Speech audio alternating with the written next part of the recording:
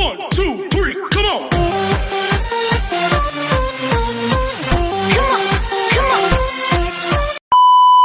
Hello beautiful people! Welcome back to my channel. This is your Mama Sam. Hola mga amigo, amiga, kumare at kumpare. Kamusta kayong lahat? Sana lahat po kayo ay okay at safe ngayong araw na ito. At syempre kung ako naman ang tatanungin nyo, nakikita naman ninyo ang beauty ng Mama Sam ninyo, fresh overload pa rin, di ba? Ganyan talaga kapag umiinom ka ng maraming vitamin C plus kumakain ka ng maraming banana. Dahil sa banana, mas nakakaloka ang ganda ng Mama Sam ninyo. Charot! So, kamusta naman kayong lahat? Sana lahat kayo ay okay na okay ngayong araw ng Thursday. So, happy Thursday sa atin lahat ng bonggang-bongga. At hindi lang yan, syempre, gusto ko rin magpasalamat sa walang sawang tumatangkilik dito sa Mama Sam Vlog. Araw-araw, lagi-lagi, maraming salamat sa pagmamahal at support. Syempre, sa mga bago nating subscribers,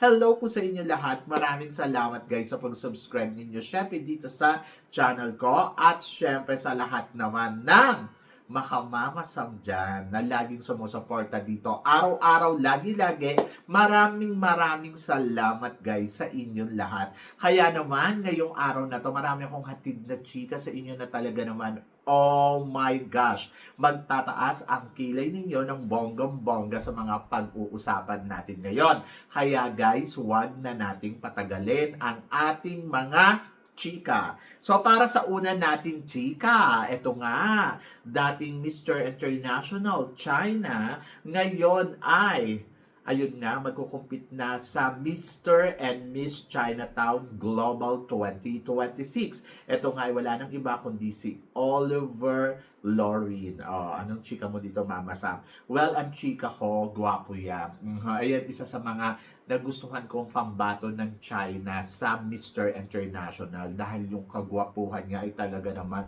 mukha siyang mabango, mukha siyang mayaman. Alam mo yon. So, hindi ako magtataka kung siya ang mag-title dyan sa competition na sasalihan niya ng Mr. Chinatown Global dahil pang Chinatown talaga ang itsura niya. Charot. So, yeah. So, nakakaloka kasi yung kagwapuhan niya talagang gwapo talaga. Yung, alam mo yung artistahin yung dating. Kaya kapag nanalo yan dyan, hindi ka na rin magugulat kasi pang Chinatown talaga yung beauty. Yung ano, yung gandang lalaki niya, Chinese na Chinese. Yung alam mo yon, gwapong Chinese. Ganon! Kaya abangan natin kung anong mangyayari sa kanya. At least, di ba, naisipan niya pang i-represent pa din ang kanilang bansa one more time. Oh, di ba? Bongga yan.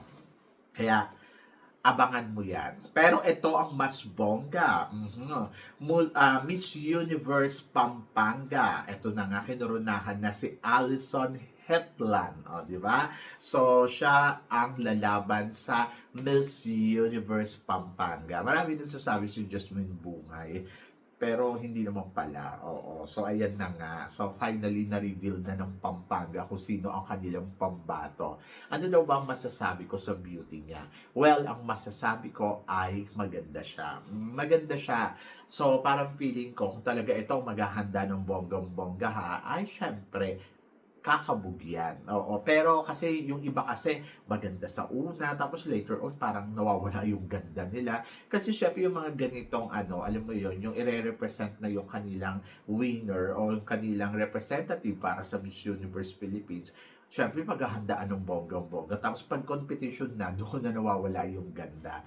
So, depende kay Allison kung paano niya i-represent ang Pampanga. Alam naman natin ng mga taga-Pampanga ay talagang mga palaban yan at kumakabog yan ng bonggang-bongga. Plus, nandoon yan na naniniwala ako na ano siya, pwede siyang makakuha ng corona kung hindi lang Miss Universe Philippines yung target niya. So, pwede siya sa charm. Kasi talagang charming ang beauty niya, di ba? So, but tignan natin kung ano nga ba ang ipapakita niya. Pero, eto nga, marami nang nagsasabi, ang pambato daw ng Pampanga ngayon ay kamukha daw ng dating Miss Venezuela na naging first runner-up noong 2022. Anong masasabi mo? parang Pinay version ba? Parang feeling ko hindi. Mas gusto kong makita yung galing syempre ni Allison. Tapos, ito kasi si Allison, ang maganda sa kanya, may aura.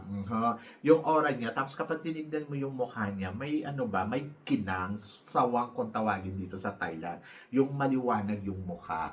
Kaya parang feeling ko, ay bongga to, kakabog to, at naniniwala ako na kaya talaga niyang kumabog. At looking forward ako doon sa ipapakita niya sa Miss Universe Philippines for 2026. O, diba? So, abangan natin siya kung paano siya makikipagkabugan. So, mga ala Cyril Payumo ang beauty niya, diba? So, yun, good luck. Good luck talaga sa kanya. Pero ito ang mas good luck dahil ito na nga ang pambato natin sa Miss Intercontinental. Ayan na. So, rumampa na siya sa kanilang swimsuit presentation. So, ano daw masasabi ko doon sa rampa niya? Well, ang masasabi ko, very Pinay beauty. Ganon. Yung alam mo yon, yung parang talagang alam naman natin kapag gumalaw kasi ang Pinay meron talaga silang yung pattern ba na tinatawag at ayun, halatang aral. Pero maganda siya kasi ang ganda ng katawan, ang ganda ng kutis, mukhang mamahalin, mukha siyang mabango, di ba? At parang feeling ko in fairness sa kanya, talagang kakabog siya.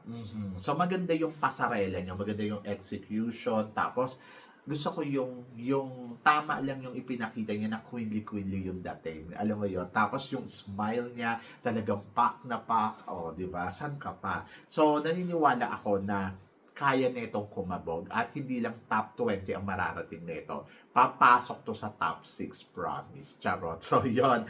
So, tingnan natin kung may uuwi ba niya ang corona ng Miss Intercontinental sa ating bansa ngayong 2026. At looking forward ako dyan. Ganon. Ang ganda kaya nyo. Parang magkasing katawan kaming dalawa. Yung alam mo yun, yung rampa niya, talagang pak. O, tapos biglang pak. Oh, ganon. Diba? So, I'm so excited for her.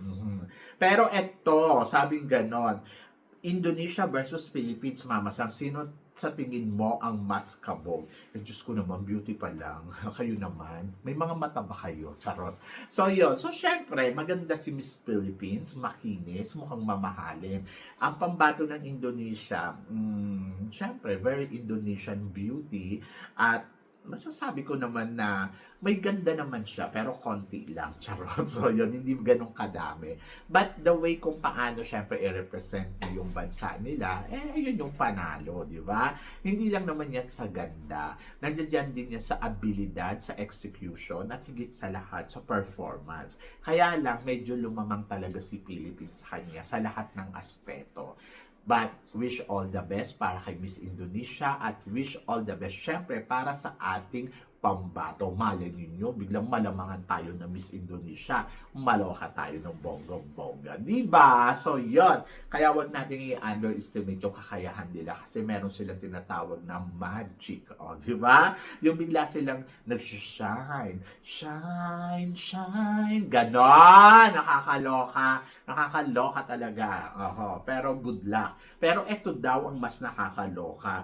Miss Universe Thailand, mas malakas daw ngayong taon na to. Yes, kung noong nakaraan daw taon ay bongga daw ang winners at saka yung runners-up. At nakita naman daw natin na nag-penetrate daw talaga si Adele at saka si Avina, di ba? Sa Miss Universe, si Adele naman sa Miss Charm, di ba? Pero, sa susunod na taon, maaari daw ang isa dyan or dalawa dyan ay magbalik para lumaban ng Miss Universe Thailand 2026. Ang tanong, si Preo na kaya yun, di ba? Ay nako, alam niyo sa totoo lang si Preo, bongga din to Pag nilaban mo to na Miss Universe, baka ito ang makakuha ng corona. Lalo na, di ba, no, para Mexico. So, ngayon, umasa tayong 2026, baka Thailand ang manalo. At baka si Preo na yung ilaban nila. At kapag nilaban nila si Preo, oh my gosh, maluloka na talaga ako. Kasi parang alam na ninyo, ganon. Pero syempre, looking forward ako kung may magbabalik nga ba si Preo. Tapos looking forward ako kung sino nga ba ang magiging candidates ngayon na Miss Universe Thailand. Sa ngayon, meron na silang mga ano ba to, regional pageant. Oo, so nag-start na sila sa mga province, ayan. So para sa atin, pero kasi syempre pinauuna na muna ang Pilipinas. Pero in fairness sa Philippines team ha, ang gaganda ng mga candidates ngayon sa Miss Universe Philippines. Kabog kung kabog, di ba? Kaya good luck sa Thailand. Charot. So yan. Ay, nako, nakakaloka. Pero itong mas nakakaloka, syempre inaabangan ng pambato ng Cebu. Kasi exciting na nga ang lahat. Excited yung lahat kung sino nga ba ang ipapadala ng Cebu ngayon dito sa Miss Universe Philippines. Si Stephanie nga ba o si Nicole Bermeo. Maganda din si Stephanie, no? So sabi nga nung subscribers ko, sabi niya, Mama Sam, maganda yan. Maala Catriona Gray na lalo na pag kumuda daw. Sabi ko naman, sige, tignan na muna natin. Maganda siya, pero sobrang ganda. Sobrang tangos ng ilong. Parang, marami na ako nakikitang ganito kaganda na parang, minsan sa sobrang ganda kasi, nawawala yung kumbaga yung shine niya, yung ganon. Kailangan kasi merong tinatawag na sex appeal, ma-appeal, yung mga tipong ganon. Tapos higit sa lahat, syempre, yung execution niya. Oo nga, magaling ang kumuda. Paano kung hindi naman magaling rumampa, di ba? So, yun. So, syempre, combination na tinatawag na total package. Dapat matalino, maganda, tapos may body, at higit sa lahat, syempre, yung execution. So, performance level talaga. Tingin ko naman si Stephanie, may ibubuga naman yung beauty niya. Pero, sa tingin ko, si Nicole Bermeo, oh my gosh, exciting to kapag siya ang ipinadala ng Cebu or silang dalawa. So, let's see, di ba? So, ang Cebu naman, nagpapadala sila ng isa, dalawa, tatlo, o di ba, sa iba't ibang lugar. Kaya, bongga yan. O, di ba? Ay, nako, exciting. Maganda si Stephanie. Maganda din si Nicole Bermeo. At, nako, maloloka ka talaga sa kanya kasi sobrang exciting. Pero ito ang exciting. All eyes on Rachel Gupta against. Ayan. Naku, sinasabi nga na mukhang magbabalik na si Rachel Gupta sa international stage kasi mukhang lalaban siya ng Miss India Universe. Oh my gosh. So, bongga. Di ba? Yun yung masasabi ko. Tingnan natin. Kasi syempre, una, mahirap ang kanyang pagbabalik kung sakali man kasi syempre 'di ba parang medyo nasira yung record niya dahil sa kanyang pag-resign, 'di ba? Alam naman natin ng mga beauty queen na ay nag-resign, so medyo syempre mahihirapan siya. Pero depende kung saan siya lalaban, pwedeng Miss Cosmo, pwedeng Universe, mga tipong ganon. So tignan natin. But feeling ko Cosmo to. Sa Cosmo to. Kasi kung pupunta siya ng Universe, tapos ang organization doon, pwedeng madedma siya. Pero sa Cosmo, pwede siyang umangat, di ba? Pwede din supranational. Alam mo yung tatapatan niya yung mga ng MGI. So, pwedeng supranational. Kapag nag-supranational yan, pwede din manalo yan. Pwede din yan bukod doon sa supranational, pwede siya sa Miss Cosmo talaga. At kapag nag-Miss Cosmo yan, ay nako, alam na ninyo, India na ang mananalo. So yan, mga tipong ganun kasi malakas talaga si Rachel on stage. In fairness naman kay Rachel, kapag rumampa na siya, alam niya kung paano siya mag-shine, kung paano siya gaganda ng bonggang-bongga. At higit sa lahat, magaling din talaga kumuda si Rachel. Lalo na may experience siya sa MGI, pwede niyang gamitin yan para lalong mas tumapang, mas gumaling ang lola ninyo. Sasabihin ko sana ang bruha, ang lola ninyo. So, yan. So, let's see kung ang Rachel nga ba ay makikita natin sa entablado ng Miss Cosmo, Universe, or Supranational. Yan, abangan ninyo yan. Pero sabi ng ganon, magbabalik daw. Pero eto din, nako, alam ko na talagang, umiinit lalo yung ulo ninyo kapag ito ang pinag-uusapan. Kasi nga naman, Diyos ko, sino ba namang aayaw? Sabing ganun, Fatima, pinakamagandang pangmayaman daw ang winning reaction, sabi ng mga Mexico fans. So, ano ba ito nakukuha? Nakakaloka kayo. Talaga bang kailangan natin pagdiskitahan ng husto si Fatima? Yung reaction niya parang, Oo, di ba? So, reaction lang yon. Oo. Hindi naman ganun kabongga. Pero, nandoon ako si Fatima. Sa totoo lang, katawa-tawa na lang ang ginagawa sa kanya sa social media ng ibang mga tao. Pero, dapat maintindihan natin na baka naman kasi destiny niya talagang manalo ng Miss Universe, di ba? At, ayun na nga yun, ganun na nga. So, nakakaloka lang kasi si Lola talaga, naloloka ako. Pero ito mas maloloka kasi may plano na nga daw tong pumunta ng Pilipinas para sa kanyang Asian tour. So, hindi ko lang alam kung sa Miss Universe Philippines o invited ang Fatima. Ganon. Kasi nga, magsisimula na daw to mag-Asian tour. Ang sisimulan daw nitong puntahan ay ang Indonesia. Kasi sa Indonesia, ay meron siya dong shoot para sa vitamin C. So, parang tatagal daw doon ng mga ilang araw. Sana huwag siyang maloka doon. Charot. Kasi kapag nag-ate dyan, baka mag-walk out. Charot. So, yon. So, tapos daw, pupunta daw ng Thailand. So, tapos, dediretso daw ng Vietnam. Tapos, pupunta daw ng Malaysia. And go to the Philippines. Di ba? Ang bongga. Hindi ko alam kung anong gagawin niya sa Malaysia. At dito sa Thailand, parang dito naman siya galing. Kaya lang, alam nyo, sa totoo lang, may mga ano kasi sila dapat dito eh. May mga tinapos sila na project pero hindi na nga daw nagawa.